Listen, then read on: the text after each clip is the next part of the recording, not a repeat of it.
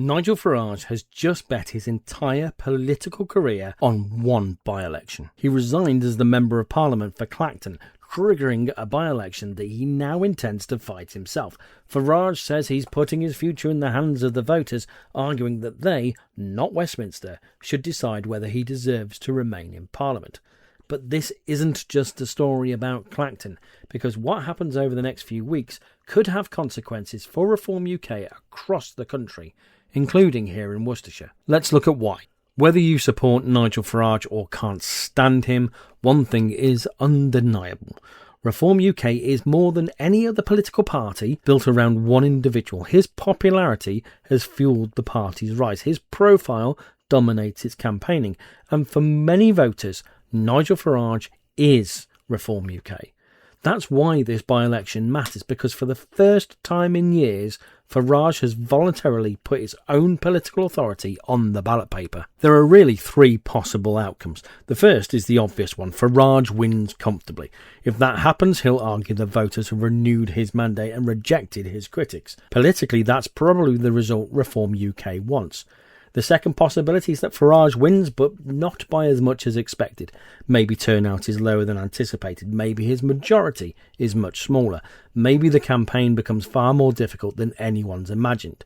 Even a victory like that would inevitably lead to questions. Has Nigel Farage lost some of the political momentum that has carried ReformUK over the last 2 years? And then there's the third possibility, the one that almost nobody seriously expects, but which British politics has taught us you can never completely rule out. What if he loses? At the time I'm recording this, Count Binface has emerged as the best known challenger, using satire to turn the by-election itself into part of his campaign.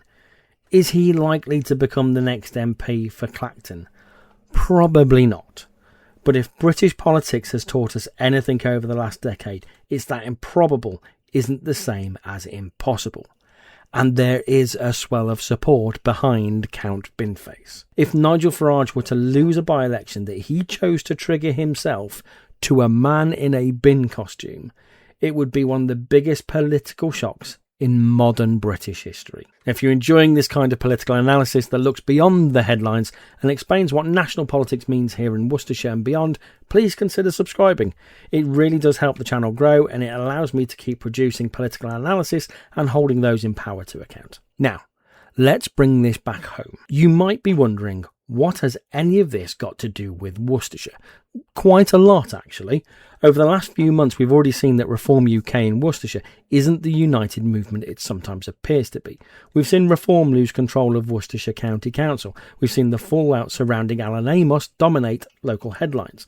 We've seen cabinet resignations. We've seen disagreements spill into public view. And we've seen national politics influencing what should have been local decisions. Now, none of that necessarily means ReformUK is falling apart. Every political party has disagreements from time to time, but what has held Reform together, both nationally and locally, has been Nigel Farage's political authority. For many members, supporters and councillors, he's the figure who unites very different personalities under one banner. So imagine if that authority changes. If Farage wins convincingly, his position inside the party probably becomes even more stronger. His supporters will point to the result and say the public have spoken. But if he struggles, or if the unthinkable happens and he loses, people inevitably begin asking different questions. Could local factions become more confident? Could disagreements become harder to contain? Could councillors who have kept their heads down begin speaking out? Now, I'm not saying any of that will happen. I'm saying they're reasonable questions to ask, because history tells us that political parties built around a dominant personality often become less stable when that personality begins to lose authority or disappears altogether. And if that happens nationally, there's every chance we'll see the effects locally as well. Before I go, there's one final point I'd like to clear up. Since Nigel Farage announced his resignation, I've seen Reform supporters saying they'd happily crowdfund the cost of this by-election rather than leave the taxpayer or ReformUK to pay for it. Now, whether you agree with that sentiment or not, there's an important fact to consider. That's not how British elections work. The cost of administering a parliamentary by-election isn't something that a political party or its supporters can simply pay for. It's a statutory process run by the returning officer and funded through the established arrangements for UK parliamentary elections. In other words, there isn't a bill that ReformUK can simply settle, and there isn't one that supporters can crowdfund for either. What I find interesting isn't that people offered to crowdfund the election, it's the contrast.